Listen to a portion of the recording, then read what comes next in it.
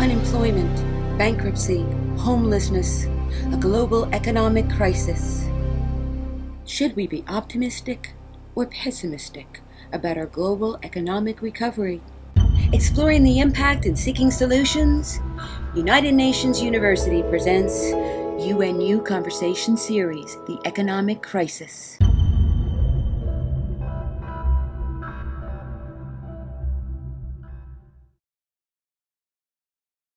Welcome to this edition of the UNU Conversation Series on the financial crisis, organized in connection with the June 2009 UN Conference on the World Financial and Economic Crisis and its impact on development.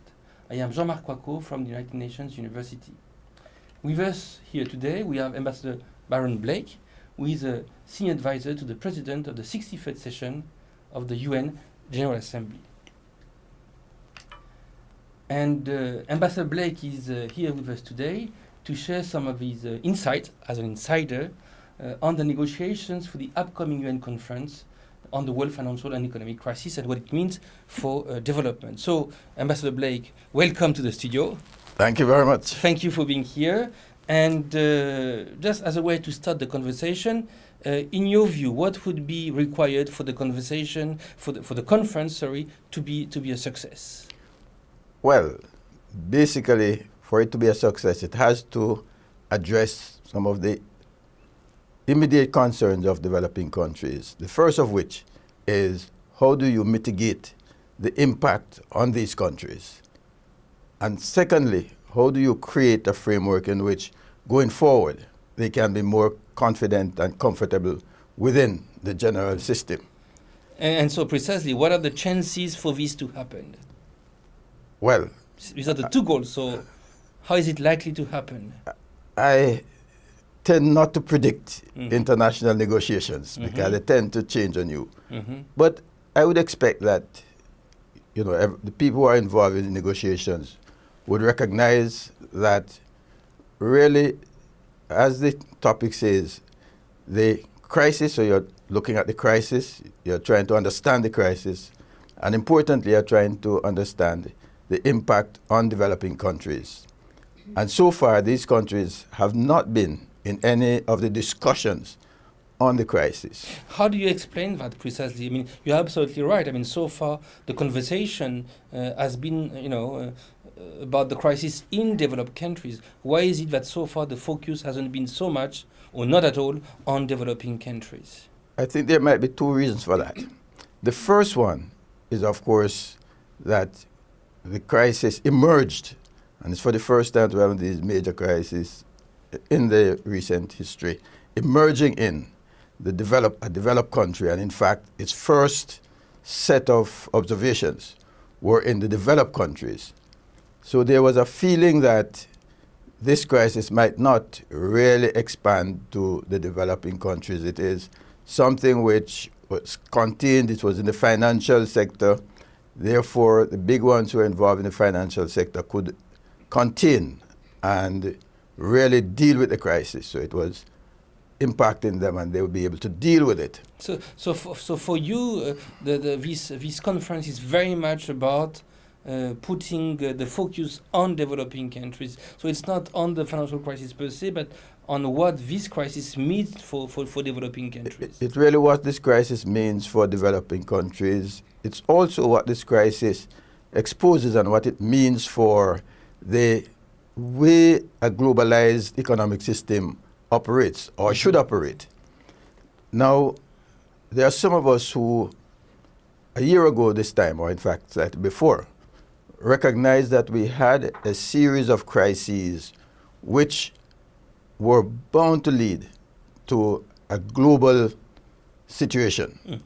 And in fact, the origins of this crisis, of the conference, or the thought of the conference, came out of a statement which was made by the Prime Minister of Antigua and Barbuda as chair of the Group of 77 on China in April of last year, where he was saying, if you look at it, you have, at the time, an emerging financial crisis, you had a food crisis, you had an energy crisis, and behind that, you had a climate change crisis. if you looked at that series of crises and how they were impacting and the broad sort of economies against which they were acting, it was clear that you needed a fundamental relook at the system by which the whole globalization was being managed and so forth. So we know about what the impacts on developing, the impacts of the crisis will be on developed countries. I mean, unemployment being one of them. In your view, what are going to be the main impacts of the crisis on developing countries? The question is not what are going to be. What are the fact is that you have a major set of them. The first one, not in order of priority, but just in listing, is the impact on the fiscal budgets of a range of countries. Mm-hmm. Bearing in mind that a number of developing countries get their financing from their export earnings. Mm-hmm. And in a number of cases, those exports that export trade has fallen significantly. Some cases in volume, in some cases in per unit earnings. Overall, their total earnings on the export trade has declined significantly. So that's one area. Secondly, a number of the countries make the earnings or get earnings from remittances which are repatriated by nationals who have gone abroad for whatever reason. While not as fast as we thought at one stage might have happened, but that is now beginning to decline. And it will decline faster the more the crisis persists and deepens in the developed countries, because the more the unemployment rate continues there. That unemployment tends to take place, and significantly first among your migrant population. That's one of the big target areas. So these are two major impacts. What other impacts? Well, from those, you get into the unemployment impact, mm-hmm. because the business sector begins to contract. Part of that is because the foreign investment, which used to be a major part of the investment and therefore creating employment, goes.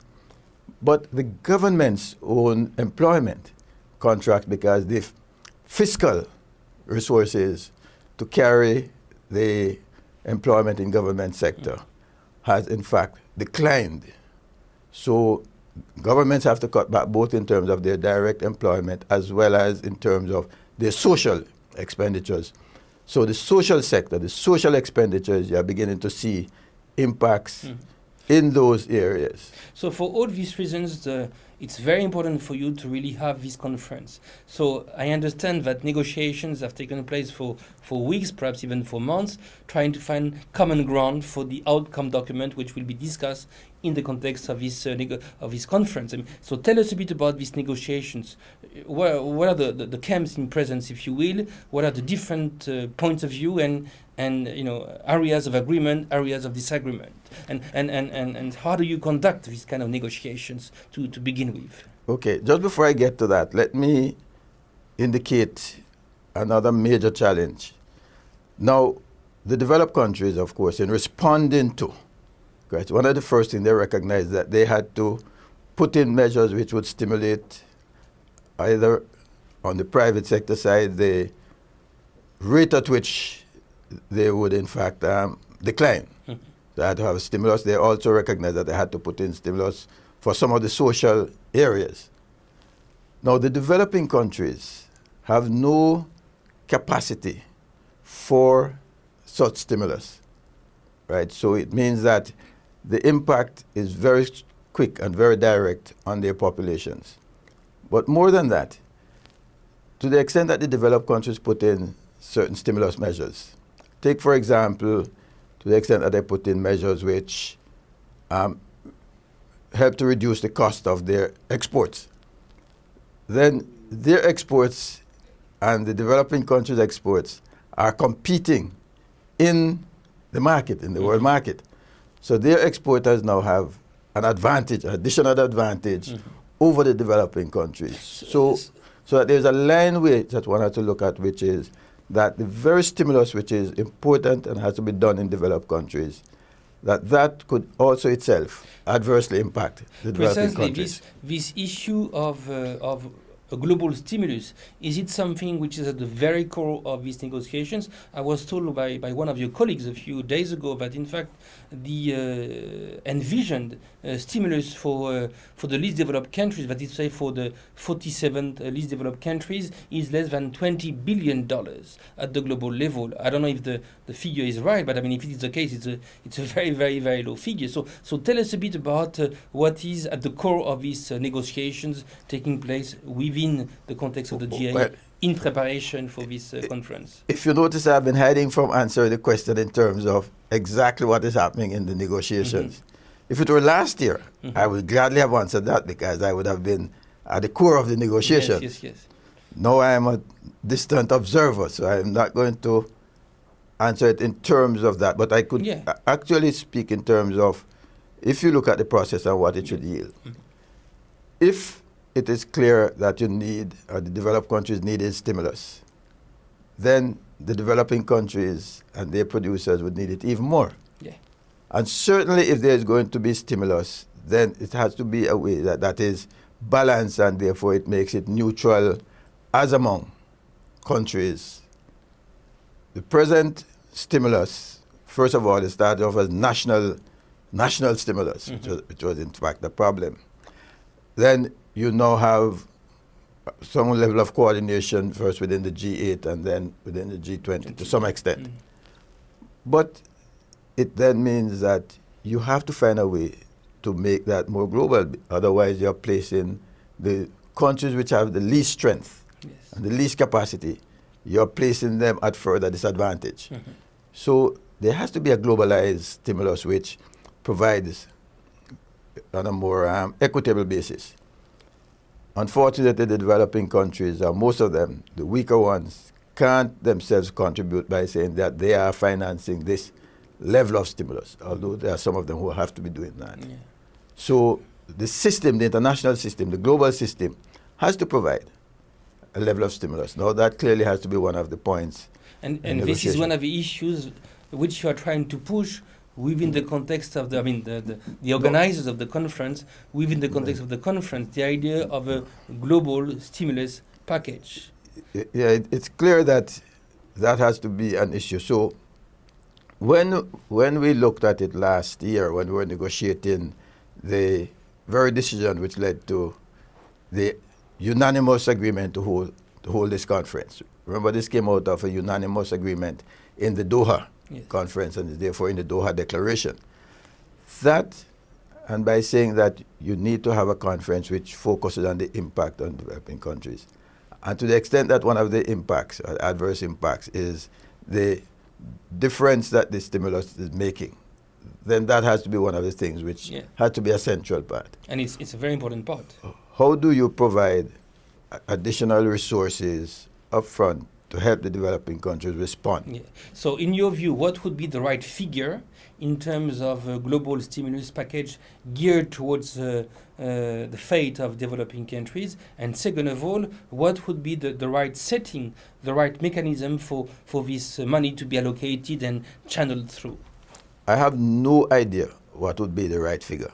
But what are the figures if anybody tell you, about? If anybody tell you that they have a right figure, tell them then a fellow named Byron Blake tells you that they're lying. Okay. The fact is that that figure will change over time. The more the crisis deepens, the longer we take to act, then the bigger that figure will become. So at minimum, what is required is an agreement on the fact that you need to have a low and a high in terms of approximations. You have to have a level of resources there which can actually have these countries deal with some of the immediate factors, the immediate consequences they have to deal with. And it has to have a certain relationship to what happens in the developed countries, because to the extent that the developed countries are providing the stimulus, then they are creating a greater difficulty for the developing. Yeah. So there has to be a relationship, but I can't tell you exactly what that relationship should be. What would be the mechanism No, before I get to the mechanism. Secondly, the stimulus has to be on terms which do not weaken further the situation of the countries. So what does it mean? What that means, for example, is that you could not provide, and you are providing with a stimulus, let us say, through the International Monetary Fund, which is going to then say it has to be a loan. Because if it is a loan, it is simply increasing the debt side of the account, and for a number of them, they cannot carry that. And in any event, they should not be expected to carry that, because one of the things, and you did ask me about things on which there is agreement, one of the points on which there is agreement is that the developing countries had no responsibility for causing this crisis, and therefore they should not be expected to bear an additional cost for trying to mitigate the impact of that crisis on themselves. So that's one point on which there is agreement. So the stimulus or any resources to them has to be provided on a basis that does not further weaken their situation. So it means that there are some institutions to which you could not pass this stimulus resources unless those institutions, their conditions were reformed enough, or you create special conditions so that they could treat these resources not along the normal way of operating. So it shouldn't be a loan and so on and so on. It shouldn't be a loan, and therefore it can't go through institutions whose only capacity is to make loans. Yeah, like the IMF, for instance. Right. Unless you say, well, this is a very special program which the IMF will disperse, will manage, but not on its usual condition of loans and conditions. So should it be the World Bank? Should it be a special fund? What would be the entity through which this stimulus could be disbursed? Right. Some of those resources could be disbursed through the World Bank. Again, though, you'd have to look at the rules. Right now, the resources from the World Bank tends to come as loans to almost all countries other than the least developed countries. So the bank does have the possibility of having funds which could be on the grant basis, but they'll have to specifically say that and change the rules for this. So I'm saying the existing institutions, you perhaps will have to change the rules to allow it to happen. Secondly, it is necessary that these funds one is able to move those funds quickly. And therefore, even if you're using, say, the World Bank, or you're using the development banks, you should be using not only the World Bank, but you should be using also those development banks which are closer to the country. So, for example, the African Development Bank, you could see, has been a part of this mechanism. The Inter-American Development Bank, certainly from the Caribbean, we would say the Caribbean Development Bank. So in other words, they're part of a system, but they're nearer to the countries. And precisely, I mean, these regional banks, are they willing, are they able to really be players in this whole debate? Well, I'm sure they're able. Willingness is a different question, but I wouldn't see why they would be unwilling, because the countries that they would be helping would be countries which are part of their membership. Yes. And therefore, they should be interested in helping them. So one should look at a system of getting the resources out in the way that it can be most responsive. So you would say that this issue of a global stimulus is one of the key issues at the core of the negotiations. It is a key issue at the core of the negotiations, that resource. And is it one of the points of contention? What's the position, for instance, of the countries which are really beyond the crisis? The US, for instance, first and foremost, on this issue. I mean, what is the position of the developed countries, of the Europeans, of the Americans, on the issue of a significant, meaningful global stimulus, so that developing countries don't carry the burden of a crisis for which they are not responsible? The adjectives I don't know about, but certainly I think everybody is saying that the developing countries, there should be some resources. And in fact, the G20 meeting in London did speak to the question of some resources. In fact, it spoke to the question of 1.1 billion in resources. Which is nothing. Well, very little. Again, I'm avoiding the adjectives. Yes. But if you look at it and you say, now, exactly where is that money and what is new in those resources. If you begin to try and find it that way, you will find that you're not going to find a large amount of new resources in the way that package was put together. But the principle is what I want to understand, that they acknowledge that you needed to have that. The vehicle that they looked at, which was the IMF, as I said before, if it is using its present rules, then it would not be a good vehicle. If it goes in a way that it can change or it can have special rules, and the special rules are correctly drawn, then that could be.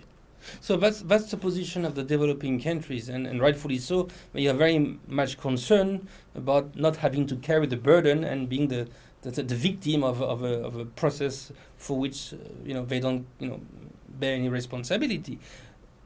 Who are the allies of developing countries on the side of developed countries? Who are the actors, the countries seeing with a positive, with a favorable eye, if you will, the position of developing countries? Because I'm sure these are tough negotiations.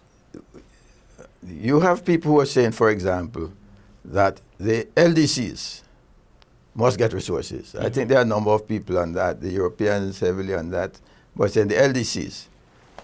But people are not seeing that there is the other developing countries, and especially some of the middle-income countries, especially small ones, that they are likely to suffer even more because they're strongly into the exports. The economies are based on that. They were growing. They have a profile set on that. And that's where one of the big cuts come in terms of their export earnings.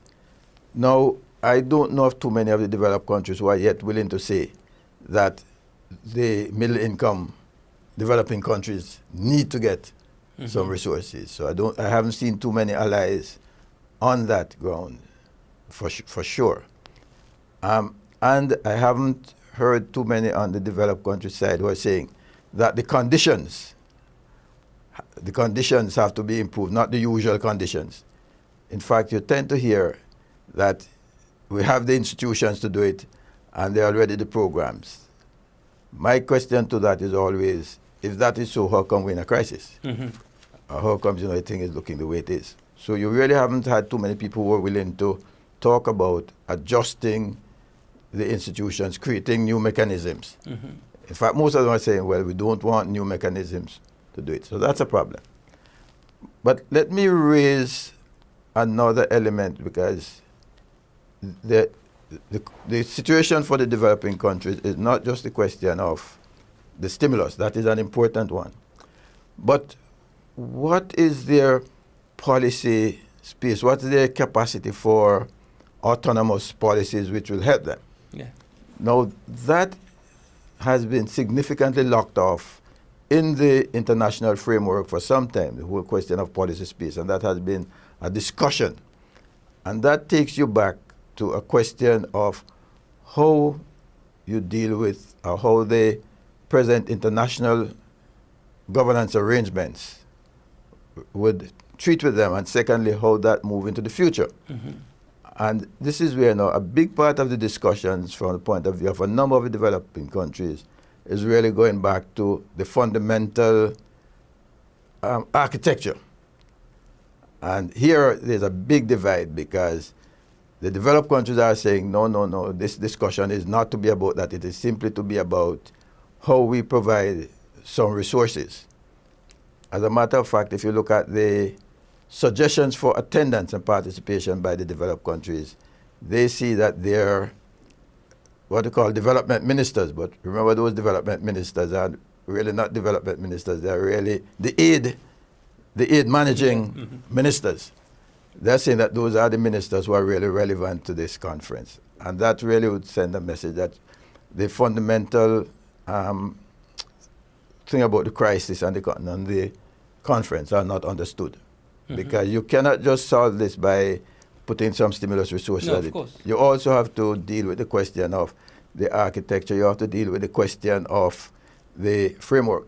Now, there's a matter of time and how you position it. You clearly can't reform the international system within a 6 months or within even a 12-month period. But you certainly have to send through sufficient messages. You have to have agreement on how you're going to deal with that. as one means. And but precisely, I mean, we are reaching the end of this session, so perhaps a final question as a way to conclude. I mean, what kind of leverage could be used by developing countries to make their case that there is a need for re-engineering, reconceiving a new global architecture? I mean, developed countries are reluctant, so what's the leverage? What is the leverage that developing countries have to really push forward and make their case? Well, I really don't know what's the leverage which will be successful, because they have been making this case for some time. The present crisis has really shown some real big gaps in the system. But people are not prepared to believe that there are these gaps. And therefore, if people are not prepared to believe, then it's hard to find which leverage would work. On the question of technical discussion, at least one would have hoped that the work done by the Stiglitz Commission would at least have helped to, on the intellectual side, have some demonstration of what might be necessary, beginning to provide some intellectual underpinnings for it. But I don't know. But it's clear that you need to have that intellectual work. And I thought that would have begun to give some underpinnings. But you said you were near to the end of the session. No, that is true. But certainly for a large number of us, there was never any thought that one meeting in this period could deal with the crisis. And this is also one of the things which need to come on, that you really need to have a process going forward. So one of the things that this conference could do is define that process. It's a starting point. Yes, and define that process to go forward. Very good. Ambassador Blake, thank you for your time. Thank you. Thank you. Thank you for your time. We have now reached. Thank you for running over. My pleasure. Thank you for watching. Today we were talking about the negotiations taking place in the context of the preparation of this UN conference on the financial crisis. We thank you for watching once again. I am Jean-Marc from the United Nations University, and we hope to see you again. Thank you. Bye-bye.